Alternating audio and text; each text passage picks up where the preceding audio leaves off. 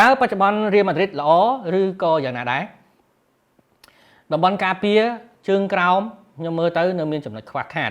តែពិតហុយសិនគឺគាត់ជួយច្រើនដែរបាទប៉ុន្តែបើសម្រាប់មីលីតាវគឺគាត់នៅមានកម្រិតហើយណាមួយទេគាត់ចាស់ដល់អញ្ចឹងទៅគាត់អាសារបួសបាទហើយសម្រាប់តំបន់ស្លាបខាងស្ដាំវិញរបួសទាំងពីរបាទពីមុនមកគឺបាទអាណុលមិនមកទេប្រិមិត្តហើយបាទមើលទៅកីឡាករអង់គ្លេសអញ្ចឹងមែនណាបាទខ្ញុំពិបាកនិយាយហ្មងកីឡាករអង់គ្លេសដែលទៅលេងក្រៅពីប្រទេសខ្លួនឯងមើលទៅដូចជារោករ៉ាក់មែនតើបាទប្រិមិត្តមិនមែនតែអាណុលទេសូម្បី Bellingham ទៅបានចូលលេងវិញឲ្យរៀលទេនោះបាទអាចនិយាយបានថាកីឡាករអង់គ្លេសដែលទៅជោគជ័យនៅក្រៅប្រទេសតិចណាស់តិចមែនតើហ្មង Owen ទៅរៀលម៉ាឌ្រីតក៏គាត់មិនជោគជ័យដែរបាទយើងអាចនិយាយបានថា Beckham អូខេជំនាន់ Beckham គឺគាត់ជោគជ័យបាទហើយឥឡូវនេះគឺមាន Harry Kane អូខេ Harry Kane គឺជោគជ័យបាទក្រៅពីហ្នឹងកីឡាករអង់គ្លេសតិចណាស់បាទមិនមែនអត់ទេបាទមានតែវាតិចបាទតិចមែនតើបាទអត់ដូចអេស្ប៉ាញអត់ដូចកីឡាករនៅអាមេរិកឡាទីនអីគេទៅលេងនៅក្រៅគឺគេជោគជ័យតែកីឡាករអង់គ្លេសឲ្យទៅលេងនៅស្រុកក្រៅគឺមិនសូវជាជោគជ័យទេភាគច្រើនហាលអាវបាទអញ្ចឹងអាណុលបាទពេលនេះគ្រាន់តែទៅបាទទៅភ្លាមរបួសផ្លែតហើយ Bellingham នោះក៏របួសបាទកីឡាករអង់គ្លេសបាទហើយកាវ៉ាចាល់ទៅរបួសចុងក្រោយទេបាទប្រិមិត្តបាទអញ្ចឹងអាចនិយាយបានថាតំបន់ស្លាបការពារខាងស្ដាំនេះគឺមានការ rotate គ្នាពេលខ្លះទៅក៏លោកគ្រូបាទលោក Ancelotti កាលនោះគាត់ដាក់ Valverde បាទលេងតំបន់ស្លាបការពារខាងស្ដាំបាទហើយសម្រាប់លោក Xabi Alonso ចាំមើលតើគាត់នឹងដាក់អ្នកណាបាទហើយសម្រាប់ការម្សិលមិញគឺគាត់ដាក់ Garcia បាទមែន Garcia Asensio បាទគាត់ដាក់ Asensio ម្សិលមិញបាទអញ្ចឹងវាជារឿងមួយដែលលំបាកដែរបាទសម្រាប់លោក Xabi Alonso បាទតំបន់ប្រយុទ្ធប្រិមិត្តក៏សួរអំពី Kylian Mbappé មិនដែរបាទប្រិមិត្ត Kylian Mbappé គាត់នៅតែជា key មួយសំខាន់មែនតើបាទយើងអាចនិយាយបានថាដំបូងគឺយើងអាចនិយាយបានថាវាពិបាកមែនតើព្រោះដោយសារតែ Kylian Mbappé នេះគឺគាត់ត្រូវស្ទួនគ្នាតិចបាទជាមួយនឹង Vinicius បាទប៉ុន្តែឥឡូវនេះគឺ Kylian Mbappé គឺគាត់ដើរនៅតួនាទីត្រង់តែម្ដងមានន័យថានៅ Real Madrid គឺគេត្រូវការប្រយុទ្ធកដាលបាទអញ្ចឹង Mbappé គឺត្រូវលេងកដាលដាច់ខាតបាទ Mbappé ត្រូវលេងកដាលដាច់ខាតបាទអញ្ចឹងគ្រាន់ថារាល់ថ្ងៃបច្ចុប្បន្នគឺឃើញថាសម្រាប់គាត់គឺរកគ្រាប់បាល់បានច្រើនសន្ធឹកសន្ធាប់មែនតើឲ្យទៅកាន់ Real Madrid ហើយមួយទៀតសម្រាប់ Kylian Mbappé នេះបច្ចុប្បន្នយើងឃើញថាទោះបីជាយ៉ាងណាក៏គាត់នៅតែអ្នកបញ្ចប់ទីដ៏ល្អបាទហើយនិយាយពីលបឿនមកគាត់នៅតែលឿននឹងប្រិមិត្តបាទលឿនមែនតើបាទបើសិនជាមិនព្យាយាមចាប់គាត់មុនឬក៏លួចអោសសាយទេគឺរត់អត់ទាន់គាត់ទេនឹងសម្រាប់ Kylian Mbappé បាទបាទសម្រាប់ហេងកំហុងបាទរឿងនេះក៏ខ្ញុំបានលើកឡើងជូនប្រិមិត្តដែរបើសិនជាយើងនិយាយអំពី Vinicius បច្ចុប្បន្នគឺគាត់រៀងលំបាកតិចហើយបើនិយាយពីរៀងពិបាកធំជាងគេបំផុតគឺស្លាប់ស្ដាំបាទលោកគ្រូអត់សូវទុកចិត្តទៅលើ Rodrigo ទេហើយ Rodrigo នោះក៏គាត់មិនសូវជាពេញចិត្តតំបន់ខាងនេះដែរដល់អញ្ចឹងគឺប្រយុទ្ធស្លាប់ស្ដាំនេះគឺបញ្ហាគឺវាបាត់បង់វាពិបាកមែនទែនបាទនេះហើយដែលខ្ញុំចង់និយាយបាទកំហុងបាទគឺតំបន់ប្រយុទ្ធគឺបានតែ Kylian Mbappé ហ្នឹងទេបាទហើយសម្រាប់អ្នក support ស្លាប់ឆ្វេងស្លាប់ស្ដាំគឺអត់ទាន់មានល្អនៅឡើយទេ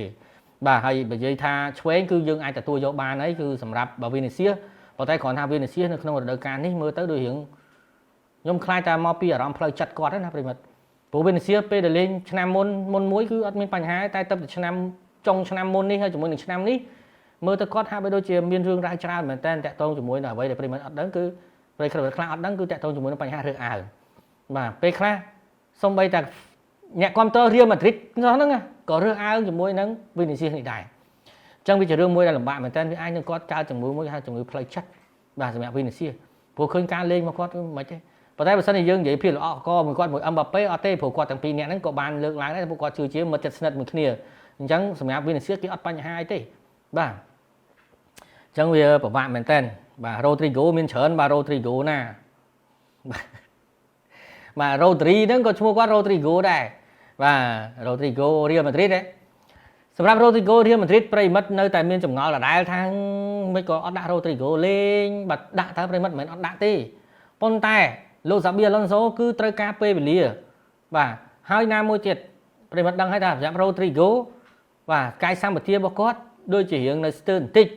បាទហើយសម្រាប់ការដាក់កីឡាករអត់ពេញម៉ោងប្រិមិត្តត្រូវដឹងថាវាគឺជាយុទ្ធសាស្ត្ររបស់គ្រូគាត់ដឹងថាតើកីឡាករណាដែលគាត់មានលទ្ធភាពនៅក្នុងការលេងបាននាទីច្រើនកីឡាករណាខ្លះបានតែត្រឹម2 3ហ្វាបាទកីឡាករណាខ្លះលេងបានកន្លះតង់អញ្ចឹងគ្រូគាត់ដឹងហើយគាត់ចាត់ទុកគាត់មើលឃើញអស់ហើយអញ្ចឹងការដាក់ Rodrigo នេះវាអាចទី1គឺដោយសារ Rodrigo ចង់លេងខាងឆ្វេងដែរ ចឹងបើត្រូវ Rodrigo ចង់លេងឆ្វេងដៃវាត្រូវជន់មួយ Vinicius ណែចឹងគ្រូពេលខ្លះក៏ត្រូវតម្រូវទៅចាត់កីឡាករដែរដើម្បីឲ្យកីឡាករនៅកន្លែងហ្នឹងគឺគាត់សប្បាយចិត្តនៅក្នុងការលេងមិនចឹងទេប្រិមត្តដល់ចឹងគឺត្រូវដាក់ Vinicius មុនអញ្ចឹង Vinicius ចិត្តអស់ហើយដាក់ Rodrigo ចូលវិញបាទអញ្ចឹងមានន័យថាតំបន់ខាងឆ្វេងមកគាត់គឺចាប់ផ្ដើមមាំទាំដដែលបាទในចំណុចហ្នឹងគឺវានៅអញ្ចឹងណាបាទហើយសម្រាប់តំបន់ស្លាប់ប្រយុទ្ធស្ដាំខ្ញុំមើលទៅវាពិបាកមែនតើ Mustantono មើលទៅគាត់លឿនដែរញាក់បានដែរប៉ុន្តែបញ្ចប់ទីរបស់គាត់នៅស្ទើរបាទ Mustantono បាទបញ្ចប់ទីនៅស្ទើរមែនតើអសឹងតែនិយាយថាចាប់ជាងអត់ដល់ប្រហែលដៃអាទេបាទប្រហែលដៃអាបញ្ចប់ទីច្បាស់ជាងបាទសឹងតែសុទ្ធពីចង្ងាយនេះគឺ World Day នៅតែជាកីឡាករសុទ្ធពីចង្ងាយស្អាតបាទអញ្ចឹងយើងនិយាយរៀបប៉ុណ្ណេះយើងនិយាយពីគូប៉ារីសបាសេយប់នេះតែម្ដងបាទយប់មិញអូស៊ីមហេនដូចអត់មានព័ត៌មានណាបែបបញ្ជាក់ថាគាត់ធ្ងន់ធ្ងរបាទសម្រាប់ Victor Osimhen ណាបាទសុខាជួន JR អត់មានព័ត៌មានណាបង្ហាញថាគាត់ធ្ងន់ធ្ងរទេបាទអញ្ចឹងបើសិនជាមានព័ត៌មានថាគាត់ធ្ងន់ធ្ងរនឹងជម្រាបជូនប្រិយមិត្តហើយបាទតោះយើងនិយាយអំពីបាទMr. ជាតិខ្ញុំអត់មានអីនិយាយអំពី Cristiano Ronaldo ទេបាទទី1គឺគាត់អត់បានប្រកួតប្រជែងនៅក្នុងតំបន់អឺរ៉ុបបាទទី2គឺព័ត៌មានរបស់គាត់អត់មានអីក្រៅពីកំណត់ត្រារបស់គាត់ទេបាទអញ្ចឹងណាបាទ Mr. ជាតិបាទមានតែកំណត់ត្រារបស់គាត់នឹងឯងគឺអត់មានស្អីទេហើយអញ្ចឹងខ្ញុំមិនដឹងថាគួរនិយាយពីគាត់អំពីអ្វីបាទអញ្ចឹងគឺមានតែព័ត៌មានបច្ចុប្បន្នសម្រាប់ Cristiano Ronaldo គឺសម្រាប់គាត់ដើម្បីស្វែងរកគ្រាប់បាល់ឲ្យគ្រប់គ្រាប់បាល់ទី1000បាទហើយជាមួយនឹងគាត់កំពុងតែ switch ជាមួយនឹងគូស្នេហ៍របស់គាត់បាទហើយជាមួយនឹងការដែលគាត់បាទនៅជាមួយនឹងកូនគាត់ប៉ុណ្្នឹងឯងអត់មានអីច្រើនជូនទៅកាន់ប្រិយមិត្តទេសម្រាប់រឿងរ៉ាវព័ត៌មានរបស់ Cristiano Ronaldo ហើយសម្រាប់បច្ចុប្បន្នក្រុមរបស់គាត់កំពុងឈរលើកំពូលតារាងប៉ុន្តែតែលេងបានតិចប្រកួតអត់ទាន់10ប្រកួតប៉ុណ្ណឹងបាទអញ្ចឹងអត់មានព័ត៌មានអីផ្សេងក្រៅពីហ្នឹងទេបាទហើយគាត់បើយើងនិយាយទេគាត់នៅឆ្ងាយពីប្រភពនៃព័ត៌មានទៅហើយបាទអញ្ចឹងមានន័យថាមានតែប៉ុណ្្នឹងឯងអាប់ដេតជូនប្រិយមិត្តមិនថា Ronaldo ទេសូម្បីតែ Lionel Messi ក៏ដូចគ្នាដែរបច្ចុប្បន្នក៏បាទ League MLS បាទ MLS របស់សហរដ្ឋអាមេរិកហ្នឹងគឺក៏កំពុងតែជិតនឹងចប់ទៅហើយបាទសម្រាប់Lionel Messi ហ្នឹងក៏កំពុងមិនស្ថិតនៅលើកំពូលតារាងដែរសម្រាប់ Inter Miami បាទអញ្ចឹងអត់មានអីទេបាទក្រៅពីហ្នឹងអត់មានអីបន្ថែមទៀតទេបាទបាទយើងនិយាយប៉ុណ្ណេះបាទ Nuno បិទ Yamal ជាប់អត់ទេបាទ Nuno បិទ Yamal ហើយកុំភ្លេចបាទនៅមានបាទ Marcus Rashford បាទ Pedri បាទកីឡាកររបស់បាទបាសេគឺគេប្រកែបាទ counter ណាបាទចាំពិបាកដែរណាបាទហើយបើសិនជាយើងនិយាយថា Nuno Mendes បិទ Yamal បានអត់ខ្ញុំអាចនិយាយបានថាវាអាចនឹងអត់វាអាចនឹងបានប៉ុន្តែសម្រាប់ Nuno ខ្ញុំគិតថា Mendes ខ្ញុំគិតថាអាចបាទប៉ុន្តែកុំភ្លេចដល់ការមុន Yamal នៅក្មេងដល់ការនេះ Yamal ឡើងអាយុ1ឆ្នាំទៀតហើយបត់ពិសោធន៍នៅលើទីលានរបស់គាត់ចាប់ផ្ដើមកើនបាទអញ្ចឹងមិនមែន Mendes បិទជាប់ពីអាយុបាទបិទជាប់ឆ្នាំមុនហើយបិទជាប់ឆ្នាំនេះទៀតទេណាបាទមិនប្រកាសថា 100% ទេបាទសម្រាប់ Manchester City មកដល់ពេលនេះប្រិមិត្តបាទខ្ញុំគិតថានៅមិនទាន់មានភាពល្អនៅឡើយទេបាទប្រិមិត្តនិយាយថាអូ Man City មួយរយៈនេះក៏ស៊ីគេផងអីផងអញ្ចឹងណាបាទអ្វីដែលយើងបានមើលឃើញគឺបន្ទាប់ពីការយក Donnarumma ចូលមកកាន់ Manchester City គឺសម្រាប់តំបន់បម្រើទាំងតំបន់ប្រយុទ្ធគឺហាក់បីដូចជាមានទំនុកចិត្តច្រើនបាទអញ្ចឹងការប្រយុទ្ធរបស់គាត់ការលេងរបស់គាត់គឺអត់សូវមានសម្ពាធបាទគឺមានន័យថាគាត់មានសេរីភាពនៅក្នុងការលេងព្រោះគាត់បាទជឿទុកចិត្តទៅលើអ្នកចាំទីមែននៅពេលដែលចាប់ផ្ដើមដាក់ Donnarumma មកឃើញថាគាត់សង្គ្រោះបាល់បានជារៀងរាល់ប្រកួតបាទរាល់ប្រកួតគឺគាត់សង្គ្រោះបានច្រើនមែនតើបាទអញ្ចឹងមានន័យថាសម្រាប់ Donnarumma នេះក៏ជា key មួយសំខាន់ដែរពេលខ្លះប្រិមត្តថាខ្សែការពារខ្សែអ្នកចាំទីมันមានបាទដល់ថាជួយប៉ុន្តែអត់មានអីទេណាតែអត់ទេបាទប្រិមត្តបាទសម្រាប់ខ្សែចាំទីគឺជាកូនសោមួយដែរប្រសិនបើអ្នកចាំទីនោះគឺអាចជួយក្រុមបានច្រើនមានន័យថាគេមកគឺគាត់សង្គ្រោះគេមកគឺគាត់សង្គ្រោះប្រិមត្តសង្គ្រោះតែ2ទៅ3ដងណាបាទគឺខ្សែប្រយុទ្ធឬក៏តំបន់ខាងគេដែលមានព្រៀបលើយើងកំពុងតែប្រយុទ្ធនេះគឺអារម្មណ៍របស់គេគឺចាប់ផ្ដើមពិបាកហើយ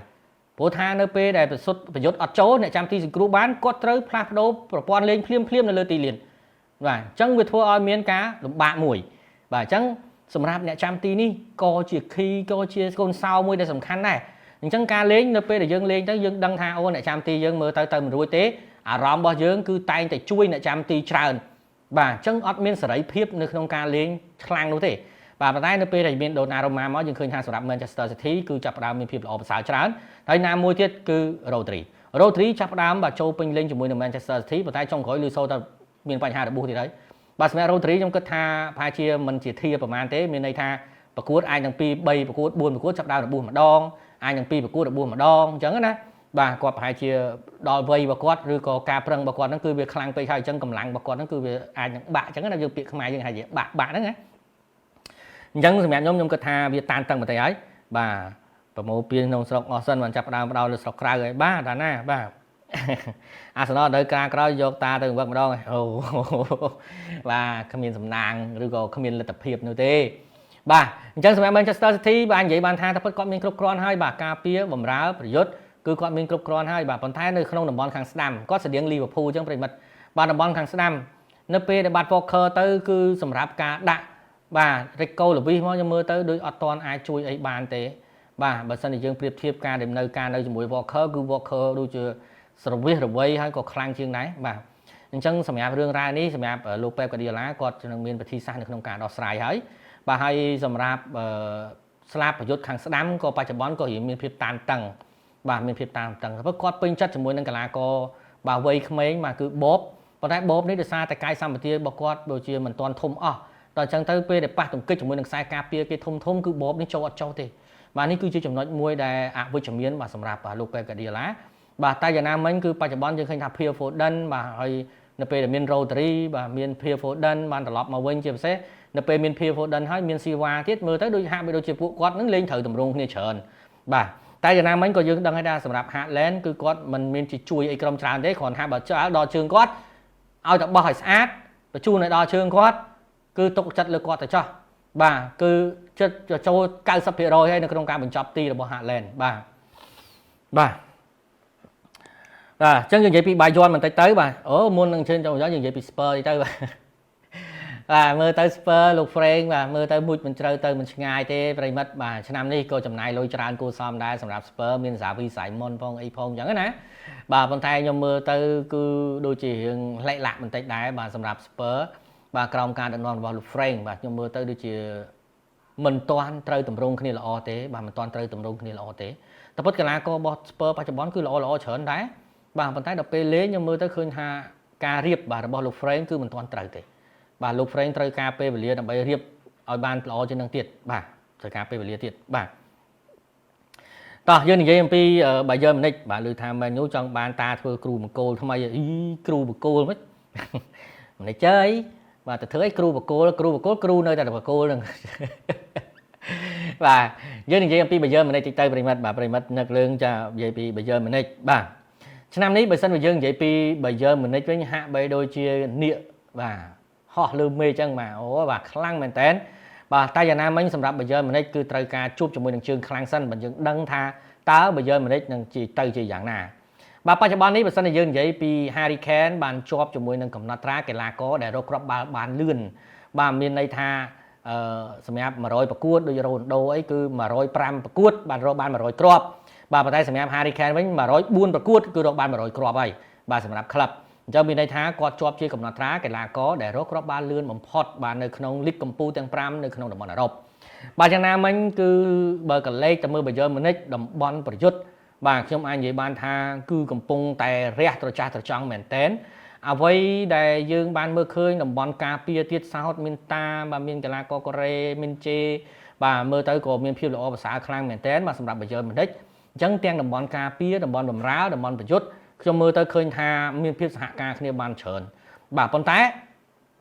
តំបន់ការពារត្បិតតែកីឡាករការពារគឺជាតាអីគឺ